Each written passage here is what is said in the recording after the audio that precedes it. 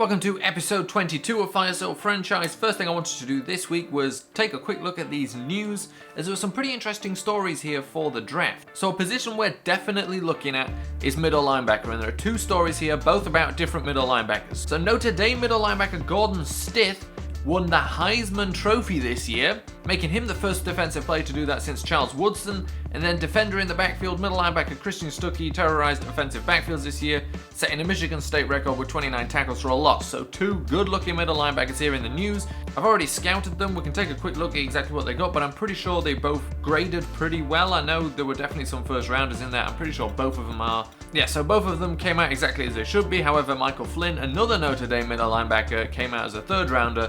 But these two should go in the first round. I've got some good news articles flying around, and if I would have to take them right now, I would kind of prefer Gordon Stith, because I liked him more in the first place because I really like his B block shedding and the fact he's got nice tackling and hit power. But Christian Stuckey as well, again, going for that kind of size thing there, a 6'3", 242 linebacker. It's not exactly crazy big for the position, but it is pretty big and bigger than most guys at the position. Outside of that, we should be set up for a festive matchup, whatever the heck that means. But obviously we're playing the Seahawks. Nothing really worth talking about in terms of changes, nothing changing for us. Finally just got a pretty much healthy squad. It's going to be a difficult game, but I think we're ready to take them on. So we find ourselves in the situation we're usually in, 3rd and 9, a chance to make them punt the ball away. Trey Flowers coming with the pressure, and Russell Wilson just has to throw the ball away there. But they get the ball back after we did nothing on our possession, and on 3rd and 3 we stop them again there, 4th and inches. And we get the ball back here with the punt, and it's a deep punt, but remember, we've got an absolute weapon back here. Marquise Goodwin picks it up at the 9-yard line, breaks it right, gets a beautiful block there on the left side, and now he's just got to beat these guys for speed. Basically just the punter. If he can get to the end zone before the punter does, he'll get the touchdown, and that's exactly what he does. 91-yard touchdown return for Marquise Goodwin, puts us up 7-0. The Seahawks are no slouches though. 2nd and 4, they go for a run and they break it big. Derek Milner, pretty much the last chance to get it. He cuts in to make the tackle, kind of gets sucked into that block a little bit, but we're not going to make any complaints here. I did a whole bit doing a whole complaint with the replay. Not going to make you suffer through that. It was a fair touchdown, 69 yards. And on 1st and 10 with the ball back, Zach Pearman looks to run it and at the end dives head first into the defenders. Not quite what the play was designed to do, but it gets us a first down. And now on 3rd and 10 a little bit later, Zach Pearman looking to run again. Not the best idea there. It never really looked open, and he gets about 3 yards short. So Seahawks back with it, 3rd and 3. Russell Wilson all the time in the world in the pocket. They get the first down there. D. Milner, decent tackle on Baldwin, but that's all we can say for that. Russell Wilson back to pass again, and then Dion Jordan catches him there. He was rolling out left, and Dion Jordan, that's his 21st sack of the season, and that was on 3rd down, so they punt the ball to us. And 2nd and 10, a nice completion there, not a first down, but it goes a long way, and we keep moving down the field. 3rd and 4 now, and he finds Rico Gathers there on a drag, and Rico Gathers picks up a whole bunch of yards after the catch. Really nice play there from Gathers running after the catch. And on 3rd and 5, Pearman finds DJ Foster there. DJ Foster makes a man miss and gets inside the 3-yard line. Very close to a touchdown. Not quite close enough. And then on 3rd and goal, Pearman back to pass. The slant to Malcolm Mitchell was caught short of the goal line, but Mitchell takes it into the end zone for a touchdown. Puts us up 14-7 at this point, and we're in control of the game. And of course, the Seahawks offense gets the ball back, and Russell Wilson there with a play action. Dion Jordan gets cut. But watch Dion Jordan, as soon as he gets up, manages to hit Russell Wilson and force an incomplete pass there. We'll see the replay. Gets up and immediately in the same motion manages to get Wilson. And that forces this 3rd and 9. Wilson drops back to pass. Joshua Perry on Graham, manages to get him down before he gets the first down. So Perry doing a good job there in coverage. Now we get the ball back, 1st and 10. Pearman back to pass, finds Coleman there. Always finds Coleman on those corners. It's a great combination. And now 1st and goal on the 9-yard line. Pearman looks, finds nothing, is sacked. And it sets up a 3rd and goal on the 14-yard line. So Pearman is back to pass, sees nothing. He goes with it. He's going to run, dives to the end zone, but is short on the 1-yard line. Stopped just short. We, of course, got the chip-chop field goal and 2 seconds left in the first half. Seahawks airing it out on a Hail Mary. Everybody's back there, and Jameson Nickerson comes down with the interception in the end zone and stops that drive dead, although even if the ball hit the floor, it would have stopped. And then we go for a pitch here to start the second half, and Michael Bennett has been all over us. Seahawks defense gets their offense the ball back, a quick flat to Procise, but Derek Milner is all over it, stops that for nothing, and on 3rd and 10, Wilson's gonna pass, a little bit of a play action, has all the time he needs in the pocket, rolls out left, and he actually finds Baldwin there. So the pressure was about to get to him. Jameson Nicholson finally tackles Baldwin, but Wilson manages to get a big completion downfield, and then a run to the right here, and there's just nobody near him. Christine Michael, I believe that is, can just walk into the end zone there, absolutely uncontested. And on 2nd and 3 here, Pearman rolls out right, is taking a very long way around just for a first down on this 2nd and 3, takes it out of bounds. He literally gained 15 yards to get to that first down marker to gain 3 yards for the first down. He went the long way around, but he still got it, and now 3rd and 3, drops back to pass, hits Rico Gathers there. Gathers not tackled by the first defender, finally gets tackled, but inside the 15. And on 2nd and 10, we run an option here. Pearman goes up the middle and fumbles the ball. The Seahawks recover, so we turn the ball over on the 7-yard line here. Late in the 4th quarter, 17-17, the game is tied, and on a screen, that is just stopped dead in its tracks by David Onyemata, so we get the ball back. That was on 3rd and 4, so they have to punt, and now 2nd and 12, Pearman finds Coleman again on a corner. Nice completion, 2-minute warning hits there as well. If we get down here and score some points, we can pretty much win the game. Pearman rolls out left and gets a huge gain there, dives out of bounds. Really nice pickup there, 1 minute 50 left in the game. And on 2nd and 5, we go for a run to the left, and Marshall is hit behind the line, but breaks the tackle and breaks out for the touchdown. Nobody else there to tackle him, was about to be tackled for a loss, instead turns it into a touchdown, which puts us up 7 points with only a minute left now for the Seahawks on 2nd and 10. Wilson looking to pass, instead gets sacked. And on 4th and inches here, Jameson Nicholson comes in on the blitz, gets Russell Wilson. When you've got 96 speed and blitz that cornerback, he's gonna get the sack, and that's exactly what he does. Turns the ball over to us, and then DJ Foster here, we're just trying to run the clock out. He fights for those yards, trying to get that first down, and actually an injury timeout on DJ Foster's injury forces us to have to go for a field goal here, leaving 30 seconds on the clock, but 10 points up, 30 seconds left. We're not worried. 3 seconds, 2 seconds, thrown, ball is in the air, really not a chance, but Darren Stanley anyway just ends the game there with an interception. Both our 6'4" rookies getting interceptions on Hail Marys. The final scoreline does not represent how close this game ended up being. 27-17 makes it look like we were a lot better than we were. The Seahawks made things so difficult for us. So, well, I was going to say especially running, but passing as well. Only 178 passing yards. Rushing, Keith Marshall got held to 28 yards, 2.3 yards per carry. Of course, one of those carries was a touchdown, and it was a good touchdown with broken tackles. Pearman still managed to get going, 69 yards on 9 carries. Receiving spread out all over the place, and Malcolm Mitchell, 1 catch, 6 yards, but a touchdown. So sacks for everybody. Dion Jordan has got 22 sacks. 1 game left to play. That's half a sack away from the all-time record. Well, it's half a sack away from tying the all-time record. Trey Flowers got 1.5 sacks. Jameson Nicholson got a sack that killed the Seahawks' final drive and pretty much handed us the win. Kevin Pierre-Louis and David Onyemata got half of one as well, and so did Devon Still. Interceptions, the 2 rookies, the 2 giant rookies, Jameson Nicholson and Darren Stanley, both of them came on Hail Marys. Both of them, they just snatched it out the air. And of course, Marquise Goodwin with a 91-yard return for the touchdown. I think that's 3 on the year. This guy's been insane. He's so good at kick returns. So 2 new injuries. One of these I knew about. It was DJ Foster. The other one I'm not entirely sure about at all. Oh, of course, yes, Scooby Wright as well. I forgot about him. So Scooby Wright with 5 weeks will be out for the rest of the season. DJ Foster with 8 weeks is absolutely out for the rest of the season. So scouting players now with 200 points. And I'm feeling slightly overwhelmed with how many points I have, considering I'm kind of at a loss for who to scout at this point. Let's see what Nate Cowan looks like as a power back. A- trucking. He's a power back, that's why let's have a look. B plus stiff arm. Now, of course, these are stats that may not result in being a great all-round player. The ones, oh, he could be actually. Let's have a look. He's a 4th rounder, so he's right where he should be, so that's certainly interesting. Fullback, again, we don't really need it, but he's a runner receiver. That's interesting there for a fullback.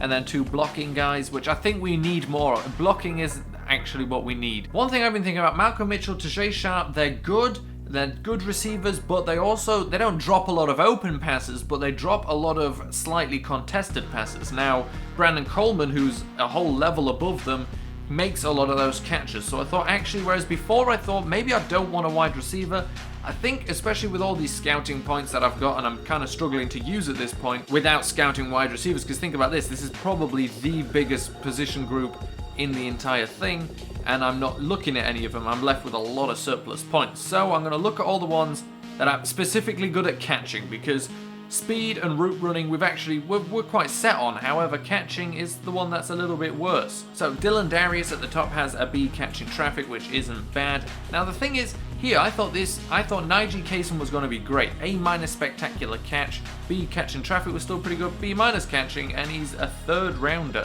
So I'm wary of these guys. But B release makes him pretty interesting. Yeah, B- route running. Let's see, B+ catching traffic, and he is a red zone threat, and he's big, 6'6". I didn't even see that until now. Really good catching, and he's 6'6". That's nice there. He's a first round grade. Let's see AJ Bartel as well, B- catching. Oh no, we won't, because we're out of points, and again, you're gonna have to wait. AJ Bartel, Auburn speed receiver, we'll never know how good he is. So the final week, Aaron Murray has been cleared to play. Of course, we're not going to use him. It will become a big decision, actually, whether or not we're going to start Zach Pearman, who obviously, look at him, he's so good. 760 pass yards, 5 touchdowns, 0 interceptions. For some reason, with Zach Pearman, interceptions just aren't a thing. Apparently, we have the #1 ranked defense in the NFL, I'm seeing down there. That's incredible. Not that surprised, they've been playing really well, but wow. I believe we have absolutely, undoubtedly clinched the division. I was going to say I believe we have. The best either of those two teams can do is 10-6. The worst we can do is 11-5. So absolutely clinched the NFC South. So we're into the playoffs, that's for sure at this point. I guess at this point, I'll tell you what we'll have a look at. What needs to happen for us to get a very good pick in the draft? The damn Texans have still got the 5th overall pick. I hope actually it stays like that. We'll have to see who they're playing, how likely it is they lose again, and how likely it is the Eagles or the Bears win, because they're the only people they can take the place of, because the Titans have got that thing down. They're pretty safe there with the 1st overall pick. But that is it. We know what needs to happen. We know we need to win, although even if we don't, we'll still be in the playoffs. But a potential 1st round bye could be in question here. And we also know that we need the Texans to lose to the Seahawks, who are very good, and we need a bunch of other teams to win a bunch of games they don't look like they'll win. So after a holding call, the Giants have managed to find themselves in 3rd and 20, and Eli Manning goes short there to Shane Vereen, and Kevin Pierre-Louis is all over it. So 3rd and 19, they had to punt away, and we start with a little screen here, wide receiver screen to Malcolm Mitchell. He picks up a good little amount of yards. A good little amount of yards is very patronizing, and there was short. 4th, we have to punt away as well. So the Giants have got the ball back, this time with a play action here. But Trey Flowers there gets Eli Manning, forces the fumble, and then Trey Flowers tackles the guy who picked up the fumble for an even bigger loss of yards. 3rd and 22. So tall task on 3rd and 22. Play action wasn't really going to catch anyone off at 3rd and 22. And Trey Flowers in there again. And so they turn the ball over towards 1st and 10. Pearman rolls out left. He's going to use his wide receivers here as blockers. Still gets tackled short, but it's a nice pickup there of 8 yards. And on 2nd and 2, pitch to Keith Marshall, and JPP was all over it. So ball back to the Giants, 3rd and 3, and this time they get a nice gain there with Shane Vereen. A little bit slow reaction from Perry. And on 3rd and 9, a chance to stop them here, but we get to them late, and what could have been short is actually good enough for the 1st down. And on 1st and goal, we stop them again there. So 1st and goal, we're holding strong here in the 2nd half. 2nd and goal, again, we're back on Eli Manning. He's got no time to throw. And on 3rd and goal, he throws it up for Beckham, but he chose the 5'11" Beckham against 2 6'4" defensive backs there. And our guys come up on top, and Darren Stanley takes that interception. 1st and 10 for our guys there. Tajay Sharp makes the catch, picks up a good number of yards there. That's one of our better completions of the day. And now Pearman back to pass again, and that was just a bad throw. Maybe didn't go exactly where it was supposed to, but it was just a bad decision. And after that, the Giants find themselves 3rd and 8 on our 13-yard line. Eli Manning stood back there, absolutely nothing coming, and then Trey Flowers comes in with the sack, with the forced fumble. Devon Still picks the ball up, and we turn the ball over there, but we did nothing with our possession, and the Giants are here pressing again, 1st and 15. 1 minute 40 left in the 1st half, and absolutely no points scored, and Devon Still is all over that screen. So really good play from our defense on 3rd and 1.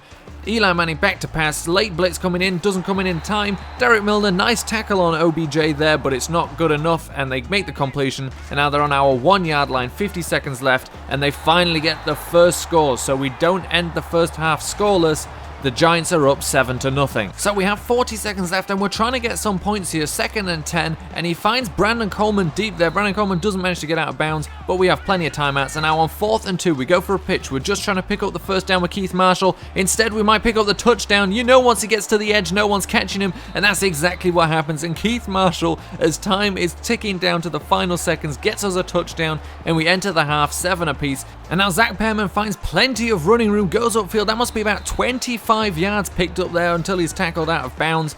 Real nice pickup from Zach Pearman. Now he's back to pass again, and he finds Coleman. Coleman tries to cut upfield, just doesn't manage to do it, and that puts him over 1,000 yards receiving this season. And on 4th and 5, we had to settle for a field goal, but it's good, so it's up 10-7 for us, but the Giants are back in our red zone, and here there's just nobody there. Shane Vereen follows his blockers do a real good job, and they get the touchdown, so we were just up 10-7, we're now down 14-10. And our next possession ends with a punt on 4th and 16, but it ends up being a really good punt from Morstead. Drops on the 2-yard line until it's recovered by our team. So we have them at the 2, and you know what we do when we have them on the 2. We go all out blitz up the middle, and we get a safety. You go on the outside of us, you're going to hit us big. If you go inside, you're going to give us a safety. So it's 12-14, 9 minutes left in the 4th quarter, and we go for a screen here to Keith Marshall. He follows his blocks well, makes people miss, really makes that play look very nice. And on 3rd and 17, Pearman has to drop back to passes, looking for something deep, but there's no time to let anything to develop. He gets sacked. The Giants really have got our number on offense, but we get the ball back later on, 2nd and 9, and that's just a complete misfire. That's really one of the first ones we've seen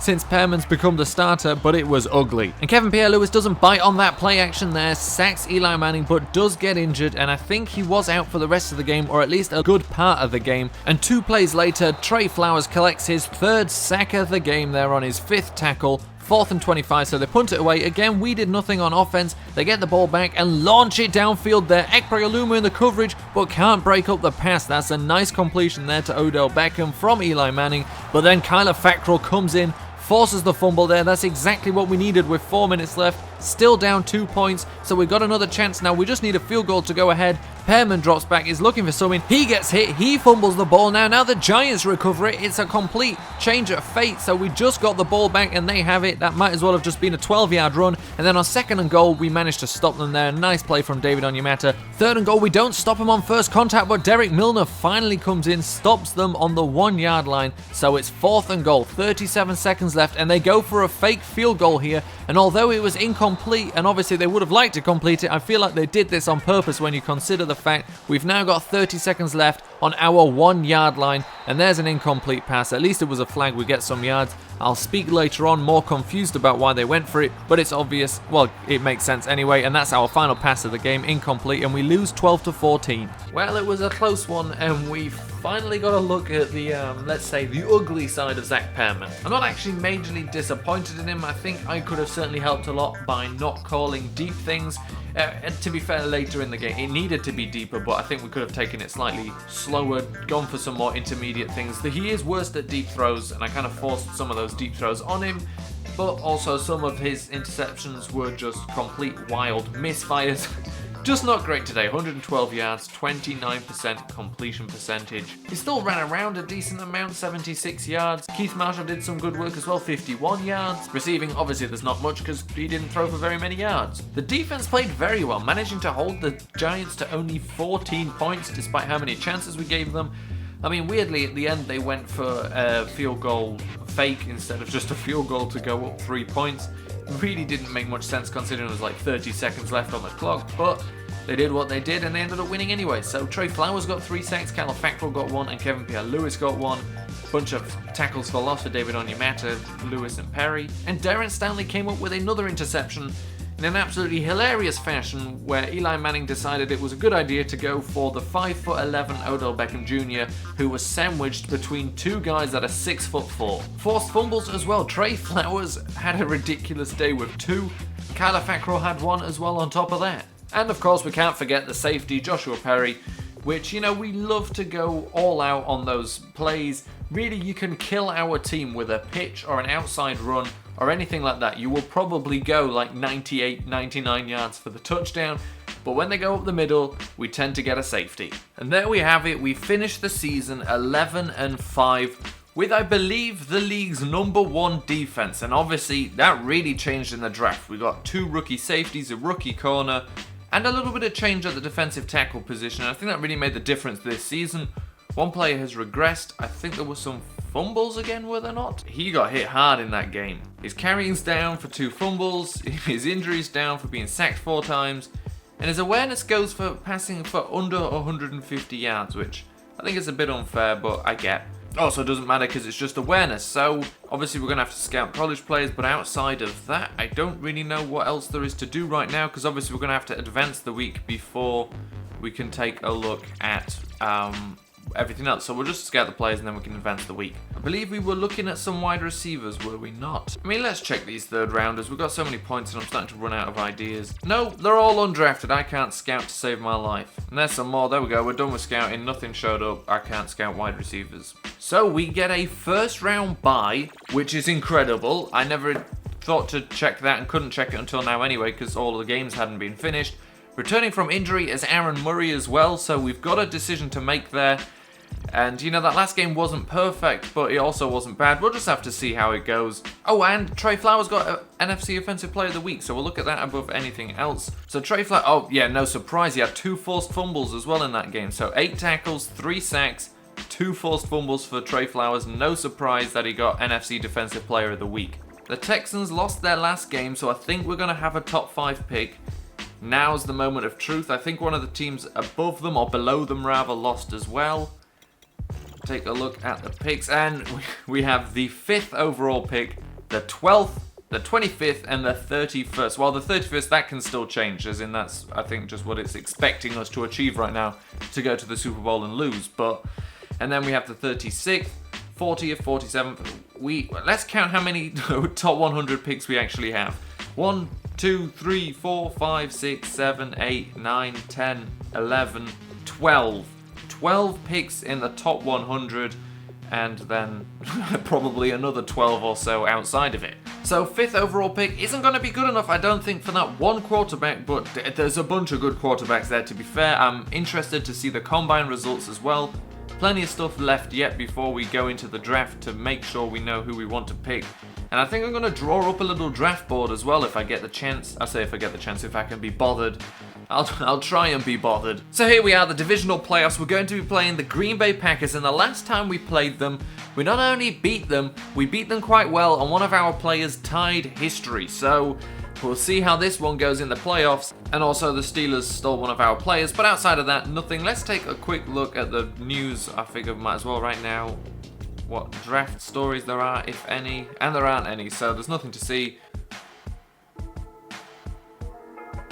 And what a great time to stop when this game crashes for whatever reason. I'll see you next episode.